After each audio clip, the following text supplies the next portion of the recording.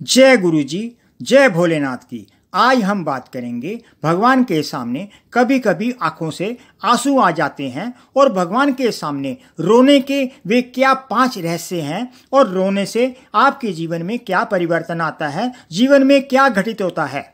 जानकारी पसंद आए तो वीडियो को लाइक कीजिएगा, चैनल को सब्सक्राइब कीजिएगा और बेल आइकन को प्रेस कर लीजिएगा ताकि आपको नई नई जानकारी मिलती रहे। तो लीजिए, आइए शुरू करते हैं। जैसे कि हम और आप सभी लोग अपनी अपनी श्रद्धानुसार अपने भगवान की, अपने इष्ट की पूजा अर्चना करते हैं। कुछ लोग सिर्फ अपने नियमानुसार पूजा पाठ करते हैं, धूप दीप जलाकर कुछ आरती आदि करते हैं और कुछ अपने इष्ट के प्रति चालीसा आदि का पाठ भी करते हैं।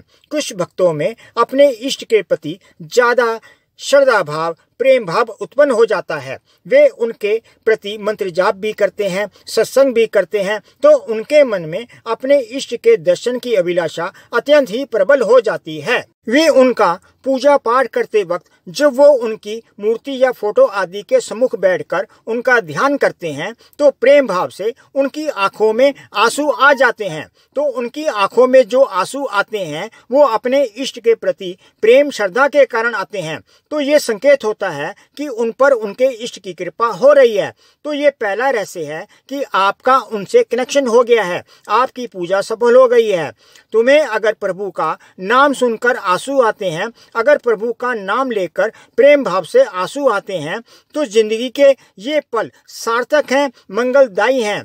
ये पल प्रभु की कृपा है, ये पल उनकी करुणा का प्रसाद है। दूसरा रहस्य यह होता है कि जो व्यक्ति परेशान होता है तो वो कई बार अपने मित्रों, अपने संबंधियों के सामने रोता है, अपनी परेशानी बताता है कि मेरी ये परेशानी है, या मेरा व्यापार ठीक नहीं चल रहा, या मेरी आर्थिक स्थिति ठीक नहीं है, मुझे पैसों की जरूरत है। तो ऐसा नहीं करना चाहिए। ऐसा करने से आपकी मार्केट में, समाज में वैल्यू कम होती है, क्योंकि यहाँ लोग चढ़ती कला को सलाम करते हैं। जो व्यक्ति तरक्की कर रहा हो, जिसे व्यापार में फायदा हो रहा हो, तो लोग बिना मांगे भी उसके पास जाते हैं कि मेरे पास कुछ पैसा रखा है, उसे आप अपने व्यापार में लगा लीजिए और जो लाभ हो उसमें से कुछ मुझे भी दे देना, या ये सामान मैं बनाता हूँ, इसे आप अपनी दुकान पर रख लीजिए, बेच करके बाद में पैसे दे देना। इसके विपरीत जो व्यक्ति परेशान हो उसकी सहायता करने के स्थान पर उससे कन्नी काटने लगते हैं। तो आप चाहे कितने ही आर्थिक रूप से परेशान हो, दूसरों पर शो ना होने दे, आभास ना होने दे कि आपकी आर्थिक रूप से आप परेशान हैं। मदद मांगने जाओ तो टालते हैं लोग, बात पता लग जाए तो उछालते हैं लोग। तो आप किसी को अपने घर का हाल मत बताना। तो क्या होता है, तो जब जगह जगह भटक कर, जब सब जगह से आपको निराशा हाथ लगती है, कोई मित्र संबंधी आपकी मदद नहीं करता, जब आपका व्यापार सही नहीं हो पाता, आपको कोई रास्ता नहीं सूझता, आपके जीवन में कोई ऐसा कष्ट आता है, आपको ऐसा लगने लगता है कि किसी भी तरह से इष्ट कष्ट से मुक्ति मिले, तो आप भगवान को याद करते हैं। तब आप अपने इष्ट को, भगवान को अपने माता पिता की तरह याद करते हैं।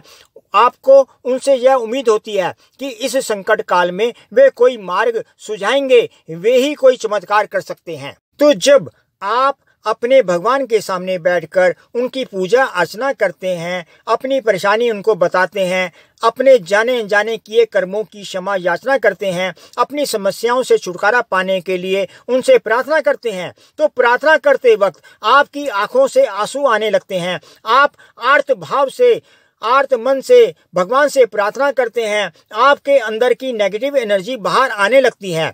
आप बिलख बिलख कर रोने लगते हैं कि हे प्रभु, मुझे इस संकट से बचाओ। तो उस वक्त जो प्रार्थना आपके हृदय की गहराइयों से निकलती है, आप आर्त भाव से प्रभु को पुकारते हैं। तो श्रद्धा भक्ति आर्त भाव से भगवान को पुकारने पर भगवान भक्त के कष्ट जरूर हर लेते हैं।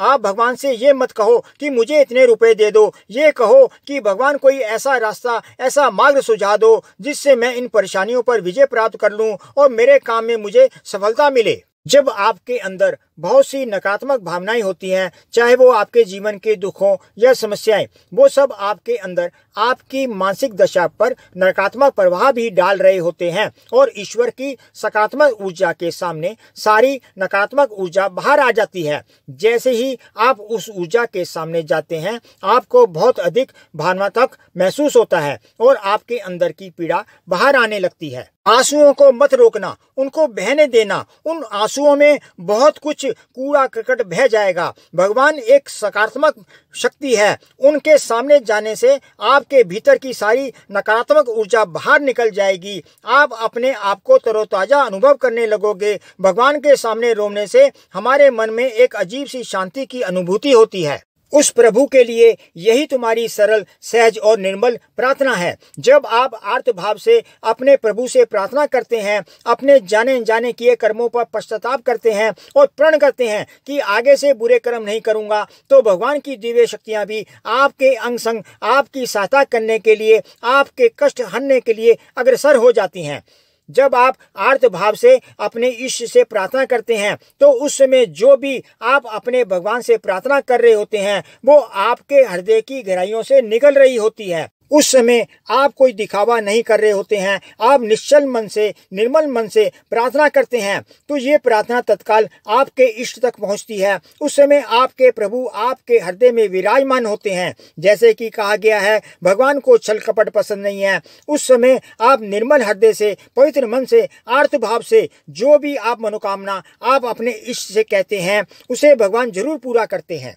तो पहला रहस्य ये है कि आपके भगवान के सामने आंखों में भावुकता से, प्रेम से आंसू आ जाते हैं, तो समझिए कि भगवान से आपका डायरेक्ट कनेक्शन हो गया है, आपकी पूजा सफल हो गई है। आप अंतर मन से अपने प्रभु से जुड़ते जा रहे हैं, उनकी दिव्य शक्तियां आपके हृदय में प्रविष्ट होती जा रही हैं। दूसरा रहस्य ये है कि जब आप आर्त मन से अपने प्रभु को पुकारते हैं, तो समझिए कि प्रभु ने आपकी पुकार सुन ली है। जब आप आर्त भाव से भगवान के सामने रोते हैं, अपने जाने जाने किए कर्मों पर पश्चाताप करते हैं, प्रण करते हैं भविष्य में बुरे कर्म नहीं करेंगे, तो आपके असंख्य पाप दयालु प्रभु क्षमा कर देते हैं। भक्त की आर्त पुकार जरूर सुनते हैं और आर्त भाव से की गई मनोकामना जरूर पूरी करते हैं।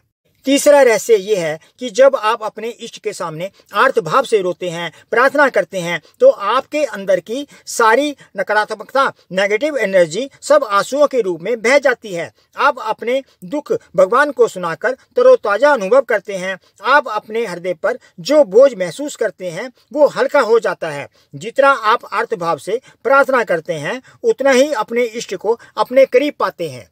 चौथा रहस्य ये है कि जब आप अपने भगवान के सामने अपने दुखड़े सुनाते हो, आर्त भाव से अपनी परेशानी बताते हो, रोते हो, तो जो व्यक्ति अपने भगवान के सामने रोता है, तो उसको दुनिया के सामने रोने की जरूरत नहीं पड़ती। दूसरों के सामने ना रोने से जग हंसाई भी नहीं होती। पांचवा रहस्य ये है कि किसी ने भी आपका हृदय दुखाया हो, किसी बलवान ने आपको कष्ट पहुंचाया हो और आप उस समृद्धशाली व्यक्ति को कुछ कह ना सकते हो, तो जब आप आर्त भाव से अपने भगवान को अपना दुखी हृदय दिखाकर रोएंगे, तो भगवान भी आपको इस काबिल बनाएंगे कि समाज में आपकी इज्जत बने और वे आपके विरोधियों को खुद ही किसी न किसी रूप में जवाब दे देंगे। तो आप अपने इष्ट का नाम जपते रहें, उनके प्रति श्रद्धा बनाए रखें, उनकी भक्ति करते रहें। आपको ये जानकारी पसंद आई हो तो कमेंट बॉक्स में जय भोलेनाथ का जयकारा लगाइए।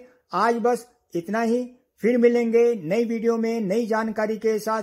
जय गुरु जी, जय भोलेनाथ की।